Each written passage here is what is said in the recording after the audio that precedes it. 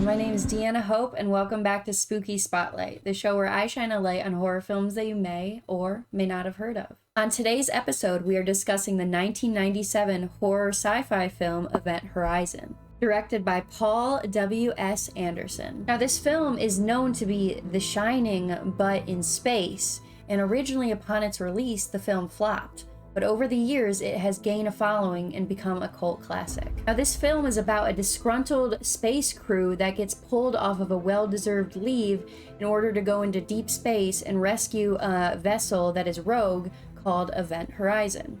They also bring along Weir, played by Sam Neill, a scientist who originally built the ship. Now, the imagery throughout this film is very detail-oriented, and it's important you pay attention because there's a lot of hints to what's to come. Starting with the opening credits, where it seems as though we are slowly entering a black hole, which pretty early on to the film, we learn that the core of the ship Event Horizon, aka the heart of the ship, is actually a black hole.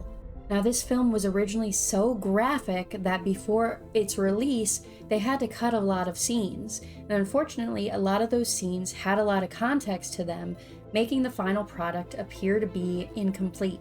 However, in my opinion, the incompleteness of the film really adds to the creepy, unsettling feeling that they are going for. Now, I will say that the final cut is extremely graphic and shocking, so I can't imagine how much more it would have been with these cut scenes.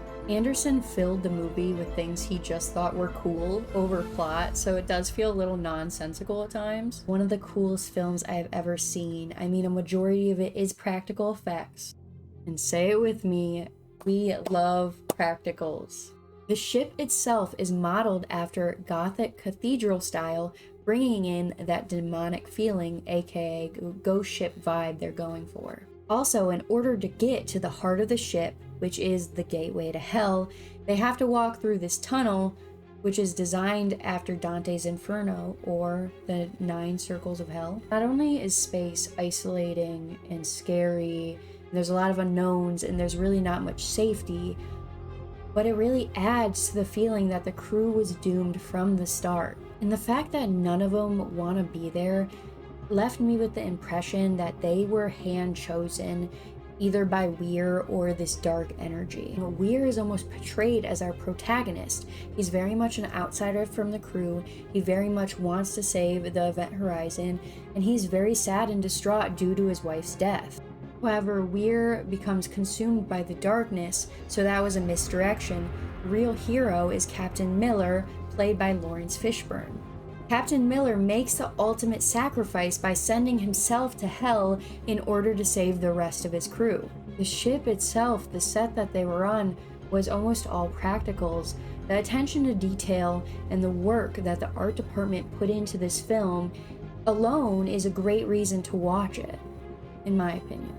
I've seen so many sci-fi films throughout my whole life, but this film in particular is the reason you will never catch me in space.